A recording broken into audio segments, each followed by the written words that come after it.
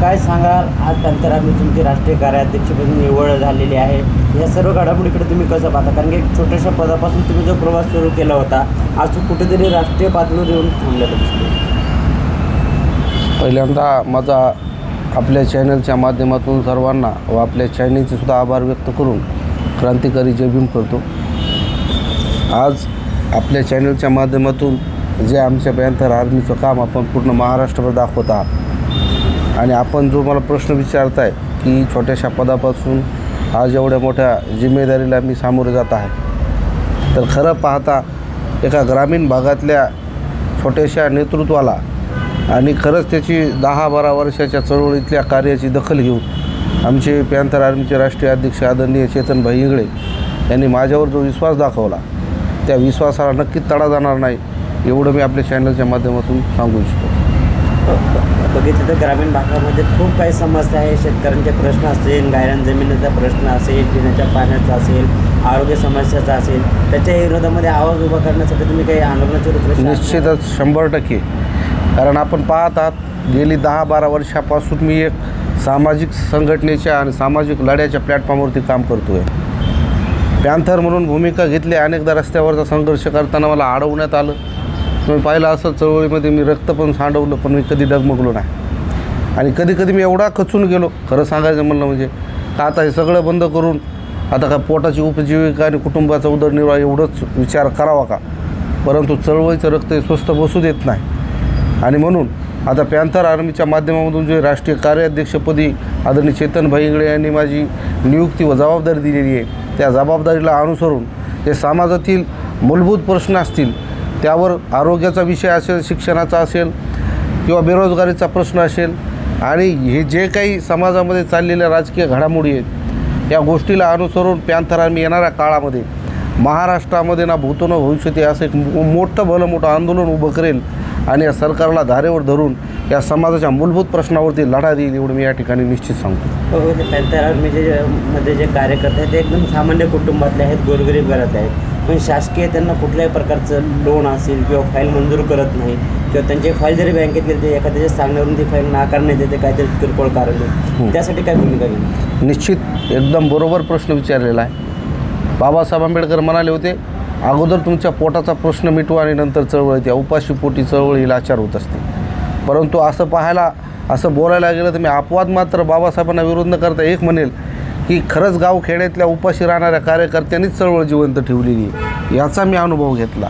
आणि या दृष्टिकोनातून जे लढायला तयार असतात ते खरं तर ग्रामीण भागातले लोक आणि खरे इमानदार लोक. आणि म्हणून ह्या कार्यकर्त्यांना जपायचं आहे आणि या कार्यकर्त्यांना जपण्यासाठी म्हणून पॅन्थर आर्मी संविधान रक्षक सेना येणाऱ्या काळामध्ये आदरणीय केंद्रामध्ये रामदास आठवले साहेब असतील, हे आपल्या समाजाचे मोठे नेते. पूर्वीच्या काळामध्ये रिपब्लिकनचा मोठा लढा त्यांनी लढलेला आहे आणि सत्तेशिवाय शहाणपणा हा चालत नाही असं साहेबांनी सांगितलं.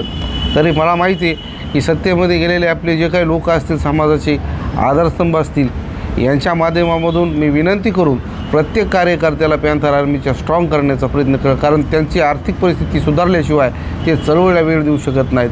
म्हणून या प्रयत्नाला घेऊन पॅन्थर आर्मी सत्तेमध्ये असलेल्या समाजाच्या प्रश्नावरती लढणाऱ्या नेत्यांना विनंती करून आणि इथल्या कार्यकर्त्याचे प्रश्न, आर्थिक प्रश्न मार्गी लावण्याचा प्रयत्न नक्कीच करणार.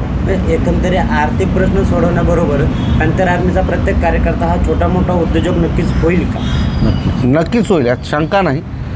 उद्योजक होईलच होईल, पण तत्पूर्वी आपला उद्देशच काय ते जर तुम्ही चळवळ करत असाल आणि जर आर्थिक अडचणी येत असतील, पोटाचा प्रश्नच मिटत नसेल, तर चळवळ जास्त काळ टिकणार नाही.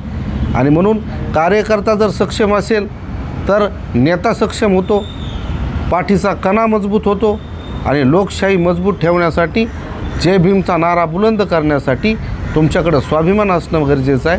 तुमच्या पोटाची खळगी भरलेली असणं गरजेचं आहे. जोपर्यंत तुमच्या शरीरामध्ये ऊर्जा नसेल तोपर्यंत तुम्ही बुलंद नारा देऊ शकत नाही.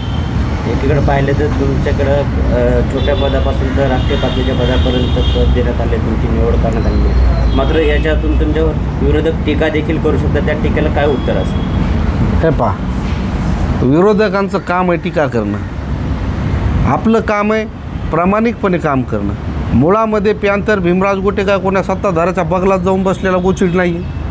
मला जर ठरवलं असतं तर मी कुठल्या तरी प्रस्थापित पक्षामध्ये गेलो असतो. मला ऑफर होत्या 5-5, 10-10 लाखाच्या ऑफरला लाथा मारून फक्त स्वाभिमानी चळवळ आणि निळा झेंडा हातात घेऊन चालण्याचं काम भीमराज गोटेने केलेलं आहे. याच्या अगोदर आपण ज्या पद्धतीने प्रश्न विचारताय, माझ्यावर अनेक या विषयावरती कमेंट झाल्या की भाई तुमचं काम चांगलं आहे, तुम्ही समाजासाठी चांगल्या पद्धतीने लढता, परंतु तुम्ही संघटना पक्ष वेळोवेळी बदलत असता. काय मुळामध्ये सरजी जे स्वाभिमानानं लोक लढतात का, त्यांना मुळामध्ये अशा अडचणीला सामोरं जावं लागतं. आणि त्या अडचणीमधून तुम्हाला खरं सांगतो, काही लोक काय करतात, नाव मोठं होतं आहे म्हणून तिथं टार्गेट केलं जातं. परंतु आदरणीय चेतन भाईंगळे एक असं प्रामाणिक व्यक्तिमत्व आहे की त्यांनी मला या प्लॅटफॉर्मवरती लढण्याची आणि समाजसेवा करण्याची संधी दिलेली की जे काय असं फ्रीडम आहे तुम्हाला. आणि हे व्यक्तिमत्व असं नाही की रस्सी खेच करेन किंवा टांगडे खेच करेन. आणि त्याच्यामुळं लोक काय म्हणतील याच्याकडे बघण्याची गरज नाही. आपल्याकडं लोकांचं काम आहे लक्ष देणं, पण आपलं लक्ष हे आपल्या समाजकार्यावरती केंद्रित असावं. तुमचं काम मोठं झाल्याच्यानंतर ऑटोमॅटिक लोक तुम्हाला स्वीकारतात, त्याशिवाय पर्याय नाही. आपण बघितलं की एप्रिल महिना सुरू झालेला आहे, महत्त्वाचा महिना आहे. त्या महत्त्वाच्या महिन्यामध्येच आपल्याकडे काही मोठे संघटनेमध्ये प्रवेश करून घेण्याची शक्यता आहे का? 100%च.